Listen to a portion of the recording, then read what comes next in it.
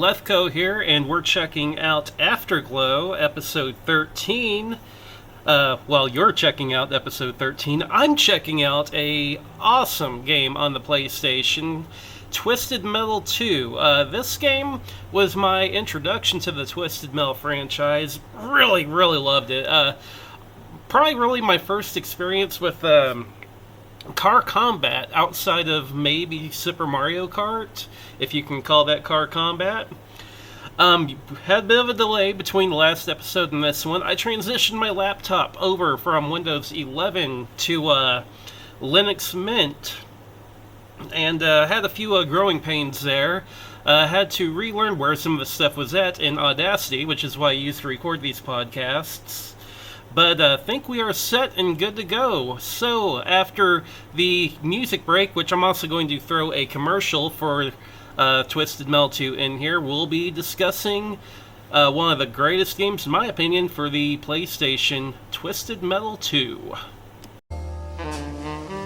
Style, sophistication, the ability to launch napalm into oncoming traffic. If these are the things you look for in an automobile, it's time you test drive Twisted Metal 2. Fully automated weaponry, dual rocket launchers, and the new APS flamethrowing system. All standard. Drive the 1997 Twisted Metal 2 on PlayStation from Sony, and let style be your weapon.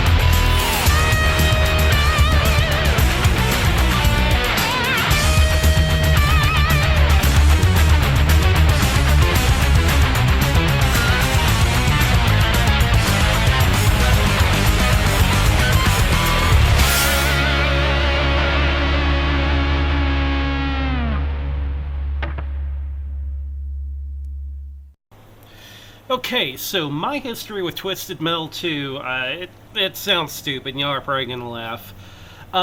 Twisted Metal 2 was one of those games, it was like everywhere. Whenever people were talking about PlayStation, it was like one of the games that was always talked about. And somehow, me being the oblivious teenager I was, didn't know about it. Didn't know a thing about it, didn't see it. Skipped over it in the gaming magazines because it's like, I look at the pictures and I go, oh, it's another car game, whoop-de-doo, right? But I had an aunt and uncle that had a PlayStation, and a couple of the games that they had for it were Twisted Metal 2 and 3. And I saw my uncle playing it, and I'm here like, oh, wow, this is not a racing game. This is something totally different. This looks really cool. So I played it a little bit, and yeah, I mean, it is one of the most fun experiences you can have. It's almost like a demolition derby, but your cars have all these weapons mounted on them. You have other weapons around the arena you can pick up. And he also had just a demolition derby game. I think it might have even been called Demolition Derby for PlayStation, but I did not like that game versus this game. Twisted Metal 2 was a blast, and Demolition Derby was just boring. It was so interesting, I can't even remember if that was the name of the game or not. But one of the cool things about Twisted Metal 2 were all the secrets. Like, there were so many tricks and codes for the game. Like, one of the big tricks is that the game has, like, these fighting move inputs you can put in on your controller to do special moves, like to get your card to fire off, like, a freeze attack, or to shoot from behind instead of forward, to generate, like, a little pop-up shield, that way you won't take damage for a few seconds. It's really a blast. And then on top of that, you've got all these secret codes you can put in. Of course, you got like your God mode where you don't take damage, and you got unlimited ammo. Also, the destructible environments were really cool in this game. Like, you can take the Eiffel Tower and just blow it up. And whenever you blow it up, it turns into platforms to go across the roofs over there. And it's just a blast. There's a few classic ones where you can, like, blow up the Statue of Liberty and she's wearing a bikini, or the statue is wearing like a bikini after you blow it up.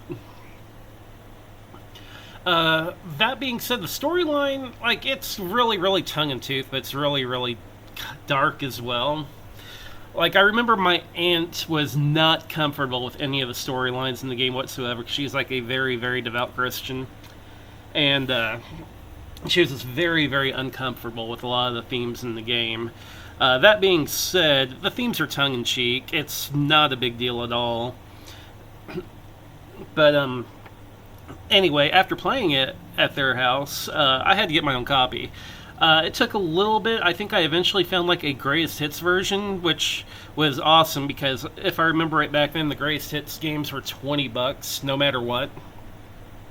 Whereas the Black Label could range anywhere from like $40 to $50. But got my own copy, got it home, and just had a blast running through the game. That being said, I never was good at the game. I would have to use cheats to beat the game. Without using cheats, I think I could get to like the 5th level or so. See, the big thing about this game is that you only get 2 or 3 lives, and once those lives are gone, you're done. You do get passwords, but the passwords save how many lives you have. So if you get to those later levels and you don't have any lives left, you're probably going to be done unless you're really, really skilled. But it was an absolute blast. One other thing, whenever I had this game, that's kind of interesting. There was a PC port, but it was only released overseas, at least in Japan. It was not released over here in America, to the best of my knowledge, but I remember pirating the PC version of the game, and it wasn't bad. The pirated version I got a hold of was like a RIP, so some stuff was kind of like missing. The graphics were a lot cleaner and a lot sharper. But, like I said, there's stuff, like, missing from the rip. Like, some of the music, I think, wasn't there, if I remember right. Of course, this was back in the day whenever, a lot of times when the game was pirated, they would rip parts of it out to make the download size significantly smaller. That way, those of us that are, on dial-up can spend 8 to 12 hours and still get a copy of this game, rather than spend 7 to 10 days online just to pull on a copy. But, yeah, it's kind of an interesting thing to look out for if you're interested in the history of Twisted Metal 2, to check out that PC port. Of course, later on, Twisted Metal 3 came out, and I got it as well. And I love the soundtrack for Twisted Metal 3. Rob Zombie did a lot of the work on the soundtrack. Well, I call it work. In many cases, he just let them use his music, but it was an awesome soundtrack. Unfortunately, the gameplay took a nosedive. It was nowhere near as fun as 2. So I'd find myself continually going back to Twisted Metal 2 and playing it instead, because I preferred the gameplay a lot more. The controls felt tighter. Everything in Twisted Metal 3 felt like you were on ice. Everything felt slippery. We might cover Twisted Metal 3 in a later episode, though. But, anyways, it's one of those games I really, really enjoyed as a kid, but I never really saw it much later on. Like, Twisted Metal is really a dead franchise at this point. I believe we got like Twisted Metal Black in the PlayStation 2, then there was another one for PlayStation 3, and after that, nothing. It's a real shame because the game series is an absolute blast, no pun intended. But my only way of playing it these days is through emulation. It's worth going back and checking out. Like, it is an absolute blast. Yes, the graphics are a little iffy, but incredible fun to play. With that being said, I'm going to go ahead and cut this one off here. I hope you enjoy it. Be sure to check out Twisted Metal 2, though. Like, go back, pay that game its respects. It was an absolute blast to play. But I'm going to go ahead and use that to close out episode 13, and I will see you next time.